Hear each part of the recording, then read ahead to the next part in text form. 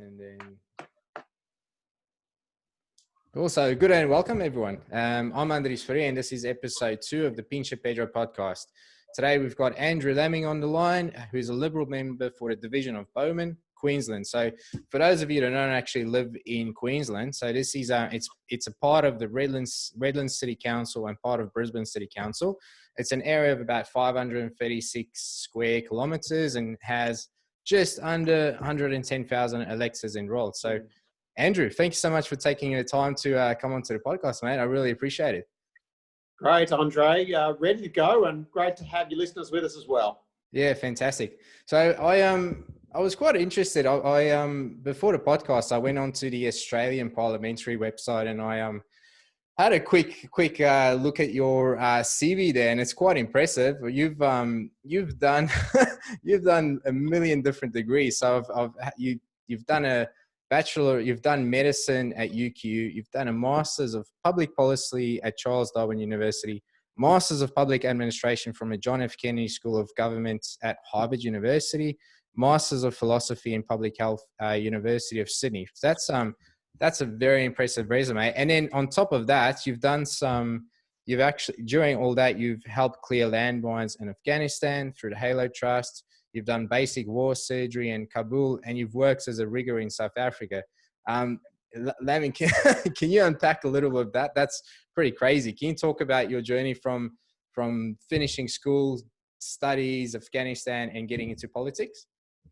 Andre, yeah, sure. So the shortened version of that is, what on earth makes you decide to go into politics? And I'd love to encourage more people your age and onwards to do it. And the answer is you don't do it overnight. So this is your classic transition. You might argue you studied the wrong undergraduate degree, but from it you learned a lot of skills that you can later apply.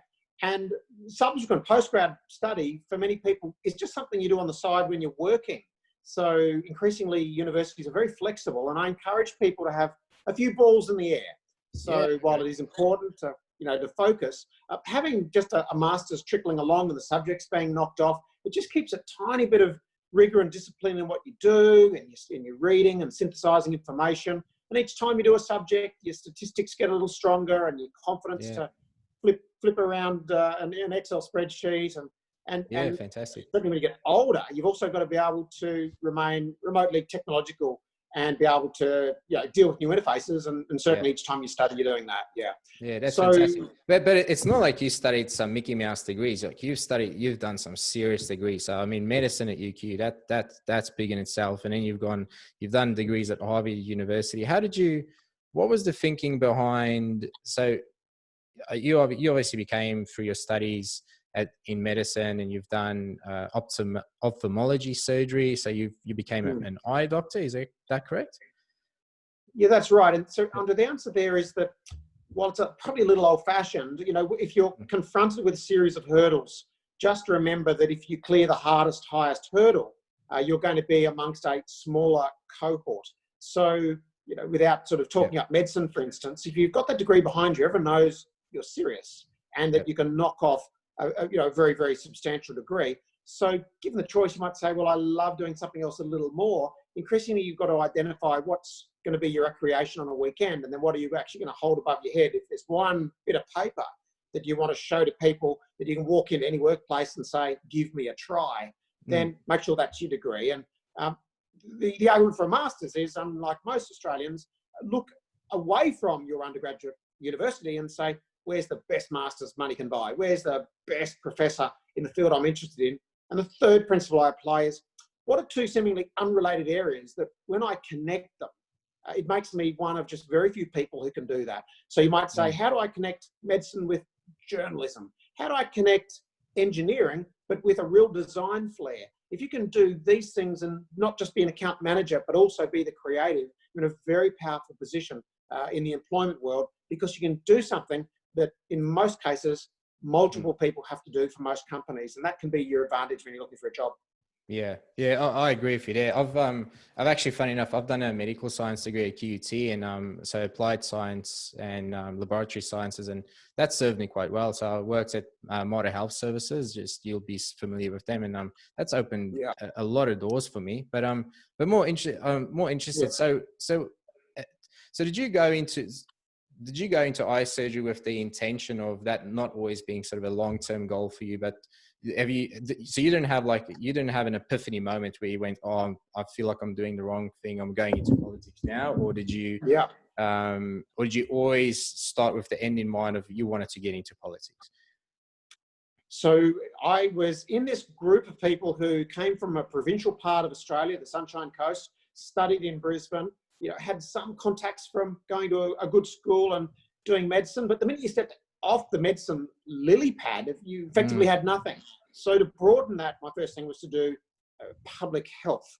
And then from there, I started doing a bit more rural and public policy. And then policy became a little bit more political. So it was a 10-year transition. Now, some might say you should have done what you loved right from the start, but life is a journey. And as long as this is constructively taking you places, it's okay to get to a cul-de-sac in your career, but then say, what can I take with this and use it somewhere else? And that's why management skills, that's why quantitative skills are really important, because they're highly translatable. So always ask yourself, if what I'm doing now, should that one close off for any reason? What would I be doing were I not to be studying this? I had the luxury of doing something like eye surgery, which was highly competitive and very, very small numbers. There was 14 Australian and New Zealanders who qualified in the year that I did. So that's 1 in a million. Yeah, so then most people just assume you do your career in eye surgery, but I was progressively losing interest and frustrated because I was identifying within my heart I prefer to skim than I do to dive, and I prefer to fix small problems in different areas each day than walk into the workplace and have exactly the same challenges that you faced yesterday. And that made specialist medicine less attractive as I got older. Yeah, because I was about to say, I know eye surgery is extremely competitive in Australia. It's only, what did you say? It's 1 in a million or so. Well, we're training very small numbers. Yeah, it's a small cohort, isn't it? And so they have lots more hurdles and takes many years, but it's just great being able to walk through Westfield, go to the Optom, and how all the machines work. There is an upside. Yeah, absolutely. Yeah. So yeah, okay, that's interesting. So, and then I'm also interested. So you've made your journey into politics. You've decided to go with the Liberal Party, and I'm always interested in when you start out in politics. Like, how do you decide whether or not to go Liberal, National, Labor? Because does it have anything to do with the ground-based ideological differences between those parties? Because I suppose as a young person or someone that's only been following politics in Australia for the last 10 years. So I grew up overseas, so I came to Australia having a little bit of an understanding about politics, but not that much. And my understanding, correct me if I'm wrong, is there are two basic ideological differences between Liberal and Labor. And the way I understand it, and please correct me if I'm wrong, and I probably am, is that Liberal has a more small government view, Labor has a big government view. Liberal sees the individual as sovereign, whereas Labor is in favour of more government control and regulations on small businesses. That's how I see the difference. And then, is that still the difference today? And does that play any role with how you decided to navigate politics and what party to select? Andre, for young people, that is a nice simplification. You now have the Greens movement as well on the far left, and you've got One Nation on the far right. What I say to most of us that are in the middle having this discussion is that there's lots of politics you can do before you join a party. Particularly if you're in the public service, it's handy if you don't join a party. There's nothing stopping you being an observer.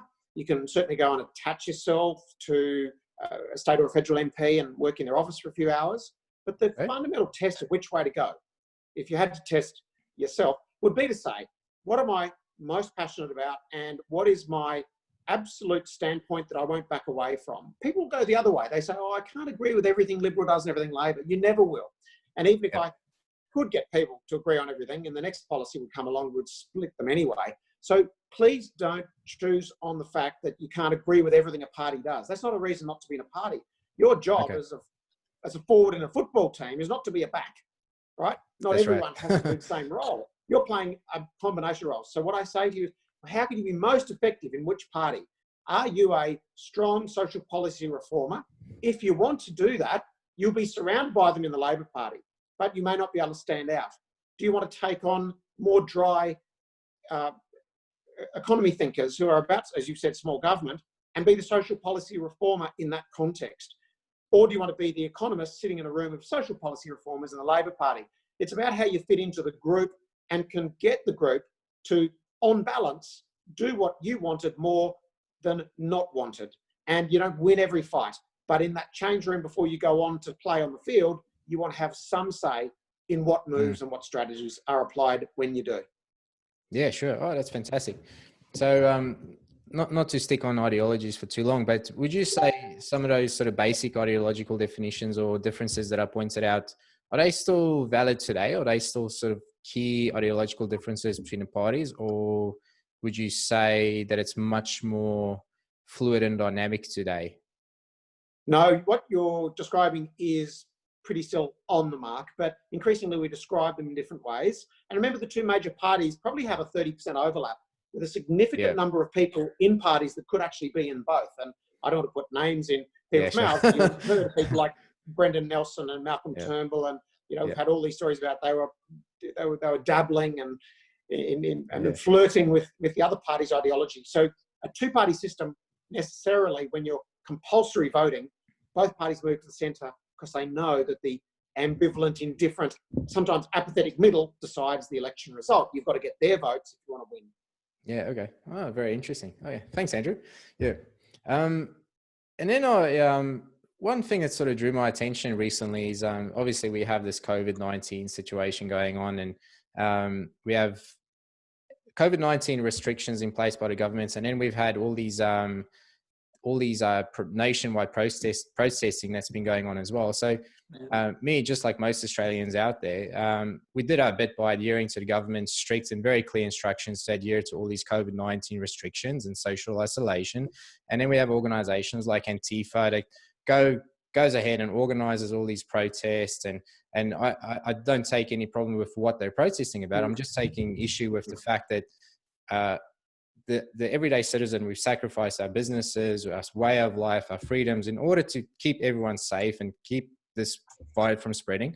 But when you're a protester, it seems like you're exempt from the rules and you can do whatever you want to. So I'm just trying to, to me, it sort of seems like madness. I'm just trying to understand what's going on. So it just seems like a double standard to me. So do you have any opinion on that? Well, certainly it just is driven by whether you think public health directives should be absolute, or if there are relative exemptions in circumstances like the Black Lives Matter and grasping what happened with George Floyd. And there's no right time to say we're not going to talk about racism. Yeah. My question was, could we have done it in a way that didn't congregate? And those who wanted to rally felt that we were basically switching off their chance to express their feelings. And they certainly never contemplated rallying somewhere where they could be separated by 5 to 10 meters and still have a very successful rally. They were all wanting to be in the centre of the cities and to congregate. That was pretty dangerous. We only saw one case from it, but if we'd done it maybe a couple of weeks earlier, it could have been a way uglier outcome. The last point I think to mention is that, a great deal of people are frustrated with COVID now, and they're starting to see the economic toll is increasing, and they just want to open up borders and get back to normal. And the answer is somewhere there in the middle. We're now on top of our contact tracing. States are capable of managing just a handful of cases, but it's very hard now to continue closing state borders when you could end up closing council borders, and that would be crazy. So even though Victoria's getting a run of cases now, remember it's only about 3 or 4 cases per million, and the odds of them actually coming to Queensland for a holiday, because they'd be symptomatic pretty soon, is extremely small. And I think we do have to bite the bullet and open those borders sooner rather than later. Yeah, I'd love for the borders to open up, because my whole family's in Queensland, and I think also Queensland's missing out on millions and millions of tourist dollars at the moment. Like it's pretty cold and nippy down here in Victoria, and I think a lot of my friends, we were talking the other day, and everyone's wanting to get up to Queensland and somewhere sunny to go on holiday, me myself including, and borders are closed. Like is there actually any logic to those borders staying closed? I'm just trying to understand. Or do you think? Well, of course, you want to say better safe than sorry, and the further away a COVID case is from me, the safer my family is. But we need to remember that those that are truly at risk of the disease should be quarantining and not making unnecessary trips even now. And that's the case until we get a vaccine, Andre. But as I've done the math, if 100,000 Victorians got in their cars tomorrow and came to Queensland, there's about an 18% chance that one of them out of the 100,000 would have COVID, and a 2% chance that 2 of them would. So we're dealing with those small numbers, and Extremely the odds small of them numbers. Yeah. infecting another person is about a chance. They infect on average 1.15 other people. So you're dealing with just a handful of cases. The economic cost is huge, and it just depends on which one you value more greatly. My sense is that a nation, we're fighting COVID, and viruses don't respect state borders. And if Queensland suddenly had a handful of cases, there'd be a risk that we'd be sending one at the wrong time to Victoria. Certainly once they're diagnosed or they have symptoms, they're not going to travel, but it's possible. As I've said, over these holidays, about an 18% chance that a case would come from Victoria, but I'm sure we can manage that. Yeah, sure. Are there any news about when the borders will actually open? Because it's... They're reviewing Queensland's at the end of July, and South Australia has now opened its borders to Queensland. So there's some of the first moves from states to do so. And keep in mind, it's only a very specific proportion of the population affected. You know, those are running major events, tourism, hospitality, and travel. And you can't just pay them a job keeper. They're losing huge amounts of money. So it's a little cheap for the rest of us that are happily, you know, we're compensated or we're on salaries that never changed to be saying better safe than sorry. Well, you could use that argument for months or years. There's a proportion of our population that's desperately reliant on interstate travel. So we'll be very cautious before we take food off their plate. Yeah, of course, of course. How do you see us recovering from this? And I mean, in particular, it's Queensland. So borders are closed. Queensland's done a great job. Yeah, Queensland's done a great job. Yeah. Great job. South Australia, WA have. Look, Victoria and New South Wales dealt with the cruise ship burdens, so they were always going to see more cases. Fascinatingly, though, Victoria had the same number of cruise ship cases as Queensland did, but has ended up having nearly double the number of cases. So our community control's been better. Their climate is a little cooler, and they've got a far greater proportion of those of a non-English speaking background. And there's just a slight possibility that there is different styles of congregation and family arrangements, and intergenerational people living together potentially are all higher risk, and that may be higher in Victoria. I'm just looking for reasons. We haven't really got any evidence around this, but Victoria ended up with a whole lot more cases, and they've had this mini second wave. The answer is this will bubble along up and down until we have a vaccine, and then same as flu, it'll be vaccinating for the current strand or variant of COVID. And now we're worried, obviously, this very fragile RNA virus may mutate, in which case we all need to be revaccinated, a bit like flu. So that's where we're heading.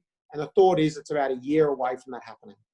Yeah, that's a long time. Do you, how long do you reckon we'll take to recover economically from this? Very good question. The Treasury is doing better modelling than I can do. I've argued that until job ads recover, we should continue job seeker, because there's no point punishing a job seeker if there's no job to find.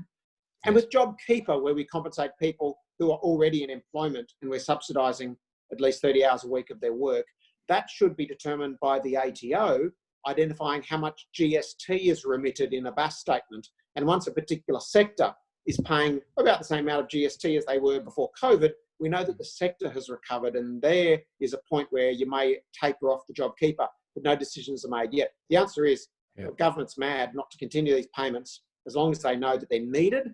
But obviously, we'd love to see a vaccine sooner rather than later. And there's one Australian collaborative working on the vaccine, along with China and the US, UK. All the minds are focused on this. Remember that back in 2010, we never, ever developed a vaccine to SARS when we should have. So this is no easy process, and it's not a cheap process. Yeah, that's right. Couldn't agree more. Yeah. Thanks, Andrew. On to free speech. We have this, you have a degree from University of Queensland, but there's this student, I'm sure you're well aware of Drew Pablo and his battles that he's had at Queensland. So what do you make of this whole saga? So here's a student that's from the University of Queensland who's protesting for democracy and human rights in Hong Kong. And he's landed himself in a lot of trouble, facing expulsion and contempt of court charges for defending democracy and human rights. And like with all some of these crazy protests going on, why is that allowed to go on, but he's not allowed to express his freedom of speech? So I'm just trying to figure out what's going on there. And not just that. So I know, so he's fighting UQ at the moment. I think he's taken them to court for $3 point something million dollars in damages. What would be the repercussions for free speech if Queensland would be to win this case? So we got to remember here that Drew's more than a student. He's also an elected member of the Queensland University Senate. So as a university senator, the rules will be a little different for him.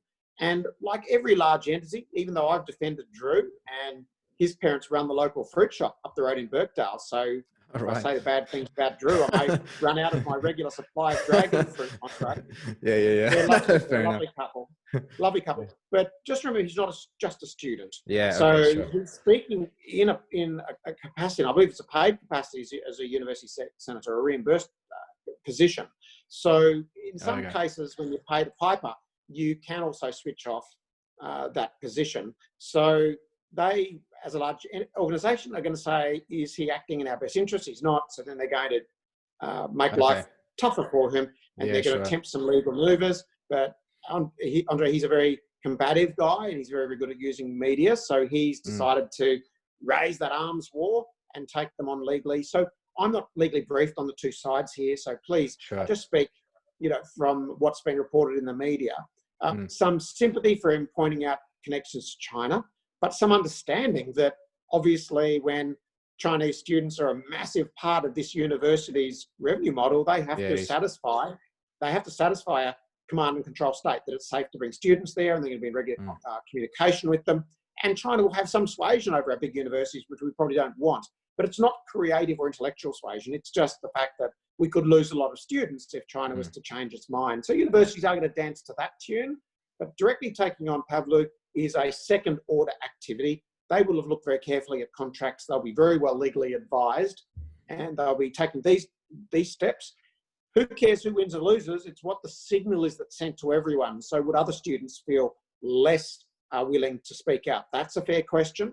Then my final, almost meta comment about China in general is that I believe we can have a really constructive, mutually beneficial relationship with China, even though they're doing some things that are not under our control and things that are not in our best interest. So there is a rivalry there, there is some gamesmanship, and there is a need for strategy. And I'm a firm supporter of whoever the Prime Minister and the Foreign Minister is of the day, that on all the strategic information, Andre, they make a call on when they speak, what they say, when and how. And I support those statements. I don't really support a whole lot of other people solo flighting in the media on how bad China is. My attitude deep down is that we are unlikely bedfellows. We're an awkward trade arrangement. We don't always see eye to eye. But as long as the horse and the horseman are riding over a frozen lake, where the worst possible option is everything except going steadily forward, quietly, respectfully, allowing trade to continue, education to continue, massive investment in Australia benefits Australians, then I want to see that relationship continuing in a mature way, but we stand for our principles, put lines in the sand when we have to. We don't go on with it because it doesn't achieve anything with state-sponsored media. So all we can do is make it worse once we do more than what the Prime Minister does. Yeah, sure. And it's tricky as well because I'm not sure how we breach that gap, because I know we can see it here in Victoria with the universities losing a lot of funds due to loss in international students. I mean, hundreds of millions of dollars. And I know China's sort of asking their students almost not to come to Australia because apparently there's been well, they've warned their students that Australians have been racist towards Chinese students, although I'm not sure that there's any evidence to support that. And I know Australia's gone into that investigation with COVID-19 and how it all started. So how are we going to sort of slowly breach that gap and resolve our relationships with China? I don't see that it's broken, but it's slightly fractured, and I'm not sure how we go forward. So each decision is made on balance, and we apply a whole lot of possible implications of everything we do, and vice versa. We're not just defensive, of course. We're also trying to be a little offensive to nudge China in a certain direction. But I've made the point on national media that, hey, this is not just a bilateral communication, Andre. The whole world is watching how Australia deals with China. And China's doing what they do to us to every other country as well. We've potentially got a lot of allies here if we do it well. And China's playing a media game to frame us sometimes as being racist. I think that a lot of their middle class is going to be given the choice between a country with a mole a country with a badger, a country with a skunk, and a country with a koala. They know where they want to study, right? Yeah, they want to go to the koala. That's not enough to defend our international education, but it means that we're the same time zone. And can I just make one final point to listeners? And that is that don't underestimate the medium-term strategic benefits of large numbers of Chinese returning with Australian degrees, having lived in Australia and not so much become pro-Australian, anti-Chinese, but they've understood how democracy works and they've seen the world from our point of view. That's a fantastic foreign affairs win for Australia. We need to keep those numbers high, and the more Asian students we can educate in Australia, we are better off in so many ways, being way more than just the marketplace, the farm and the mine for the rest of the world. Let's be the educator as well. It's the third biggest export. It's a massive service economy, 36 billion a year. So it's very valuable to us. Our universities are addicted to it, and all that money is spent. It's cross-subsidising research, which makes Australian research some of the best in the world. So we've got to fight to protect it. We've got a great product to sell, but let's not underestimate that in itself, having Chinese Australians educated here and going back home to live gives us a slight say and a slight stake that when the push comes to shove, China's going to say, this is a country we probably should work with rather than against. I'm not trying to be a dreamer about this, but the fewer Chinese that see the world from our point of view, the worse it gets. Yeah, absolutely. I can't agree more, Andrew. Yeah. I actually have a very last question. It might sound like a bit of a strange question. If you had a political magic wand, or just any magic wand, and you can change one thing about Australia, what would it be? It doesn't necessarily have to be anything political, but and I love this country, but it's just a hypothetical question, or just an open-ended question. I'd like to see if you have an answer to that. Yeah, great. So I don't have an answer, and you'd think that I should. I guess because the reason why I asked that because I knew you studied philosophy, and I thought, I wanted to see if you have sort of an ideological view of the future. But so I need to go and grab one of my favorite books. It's Sven Brinkman, who talks about standpoints. What are the things that you're not prepared to ever back away from in your values? These are important questions, but the magic wand is probably a long way away from reality. So I've never really thought of the one thing. But Andre, what I'd say is I always ask myself that when I'm 20 or 30 or 40 years older, what will my kids and grandkids say? You really should have been doing that then. Yeah. And the obvious one is climate. And I'd love to see that we can move from a modelling-based approach to climate to better understand whether we can rely on technology or not. This is the big unknown. Is technology going to come along in 10 years from now with a magic wand and find a climate solution that obviates the need to do huge amounts of spending on other forms of mitigation and adaptation, or wasteful investment in some renewables which can't be justified? So I agonise over climate, but more so I ask myself, where do I leave Australia in the best position? I imagine Australia as a cycler in a peloton in a Tour de France, and we're sitting somewhere near the front. I don't, on my watch, see Australia slip through the peloton on a range of measures. I want us to stay as close to the front and be making calls that make it easier for those that come after me to keep Australia in exactly that same position. Yeah, it would be great if we can be leading that race. But I think climate change is one of those tricky ones as well, because I know if you compare our emissions to if you even just take a city in Africa, let's say Lagos, I think Australia produces less carbon, a smaller carbon footprint in 1 year than Lagos does in 1 day. So it's just so hard to how do we set an example internationally for those countries to follow, and or is it arrogant to think that we can? So the obvious answer that many opponents will say is you need an international carbon-based trading system so that the next dollar invested can be in the location in the world where it's most likely to reduce the most emissions it can. Look, the problem is, do you trust such a system, and would the system be abused? And does the system lead to, fundamentally, more expensive power in Australia when we probably didn't need to make it harder for those that are already struggling? And if we were to do it, how do we compensate those? And these are all questions that Australia has struggled with over 3 or 4 election terms, certainly since 2007. And I can remember sitting at the Ashes in 2006 and talking to a couple of the nation's leaders about this very question. And I can just remember how much that issue has crept up in those couple of years, thanks to Kevin Rudd, and it's been the forefront ever since. It's vanished during COVID as a topic of discussion. But what's amazing is that our country has torn itself apart politically over climate in a way that really no other country has.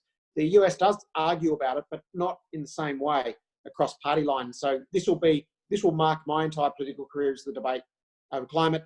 But on human development, I think the great questions are around education. It's a real focus of mine. How do we have the best educated population ready to serve the world and compete with the world?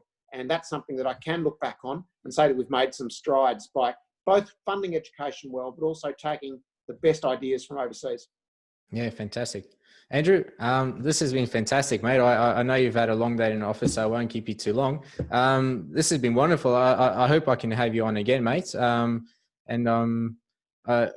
worries. Yeah, thanks, Andrew. And we'll chat All soon, the best, mate. Thanks, mate. Absolutely. Cheers.